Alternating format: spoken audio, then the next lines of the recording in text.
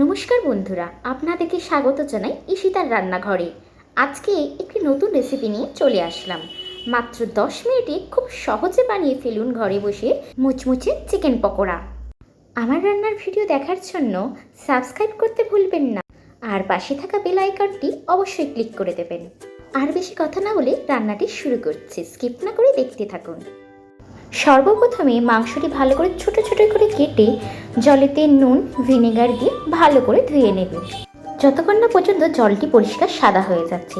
জল ছড়িয়ে এবার দিয়ে দেবেন 1 চামচ রসুন বাটা, 1 চামচ আদা বাটা, 1 চামচ নুন, সাধারণ নুন, 1 চামচ গোলমরিচ গুঁড়ো, 2 চামচ শুকনো লঙ্কার গুঁড়ো, 1 চামচ গোটা ধনে হাতে একটু ভালো করে গুঁড়িয়ে দিয়ে দেবেন, 1 চামচ জোয়ান হাতে একটু গুঁড়িয়ে দিয়ে দেবেন, 1 চামচ কাসুরি মেথি, 1 চামচ বেকিং পাউডার, 1/2 চামচ বেকিং সোডা, 1 চামচ কর্নফ্লাওয়ার, 1 চামচ সাদা ভিনিগার, আর 1/2 চামচ হলুদ, 5 চামচ বেসন।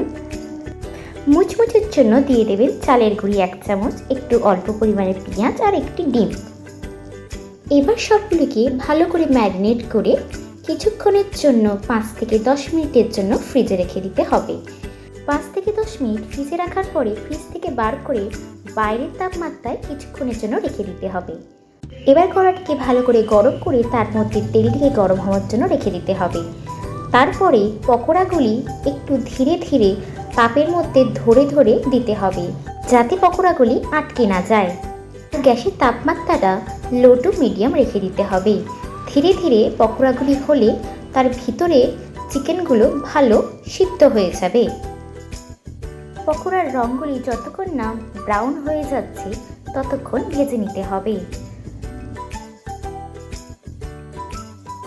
ভালো করে ভাজা হয়ে গেলে তেল ছড়িয়ে তুলে নিন।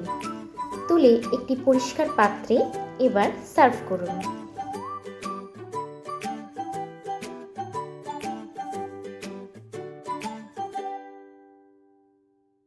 প্লেটে সুন্দর করে সাজিয়ে নেওয়ার পর ওপর থেকে একটু অল্প পরিমাণে বিট নুন ছড়িয়ে দিন, যাতে পকোড়ার টেস্টটা একদমই বদলে যাবে।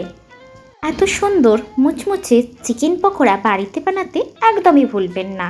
একবার আমার পদ্ধতিতে বানিয়ে দেখুন, খুবই সুন্দর এবং খুবই টেস্টি খেতে লাগবে। আর পকোড়াটি বাড়িতে চটপট বানিয়ে ফেলুন। আর ভিডিওটি ভালো লাগলে লাইক, কমেন্ট, শেয়ার অবশ্যই করে দেবেন, ভুলে যাবেন না কিন্তু।